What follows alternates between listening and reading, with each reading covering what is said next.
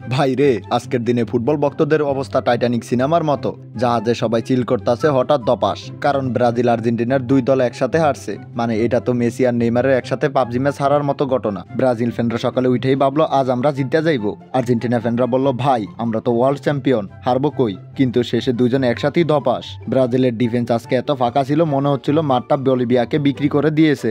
গোলকিপারের plenty save দেখে মনে হলো সে বল ধরছে না, বরং বলকে ফ্রিতে ভরে দিচ্ছে। আর্জেন্টিনাদের খেলা দেখে মনে হচ্ছিল মেসি ছাড়া টিমটা জিপিএস হারিয়ে ফেলছে। প্লেয়াররা বল পাস করছিল, কিন্তু বলের গন্তব্য ছিল অডিয়েন্সের কাছে। এমন সিন ছিল যেন বল খুঁজতে সার্চ পার্টি লাগবে। এখন অবস্থা এমন, আগে ব্রাজিল আর্জেন্টিনা ফ্যানরা ঝগড়া করতো, আমরা ভালো না আমরা ভালো। আজকে ঝগড়া নাই, দুজনই একসাথে মন খারাপ করে বসে আছে। কখনো কখনো মনে হয় এরা আগে থেকেই হোয়াটসঅ্যাপ গ্রুপে ঠিক করে নিয়েছে। আর্জেন্টাইনরা বড় আজকে হারবো, ব্রাজিল চলো একসাথে হারি। ফ্যানদের হার্ট চেক করি। হার্ট চেক করতে গিয়ে আমার বন্ধু রকমত আলী এখন আইসিইউতে ভর্তি।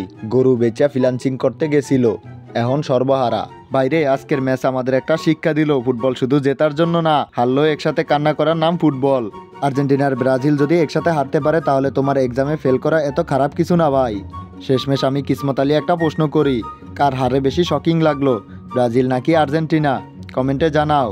তা না হলে তোমাদের ব্রাজিল আর্জেন্টিনা হোয়াটসঅ্যাপ গ্রুপে অ্যাড করে দিব না।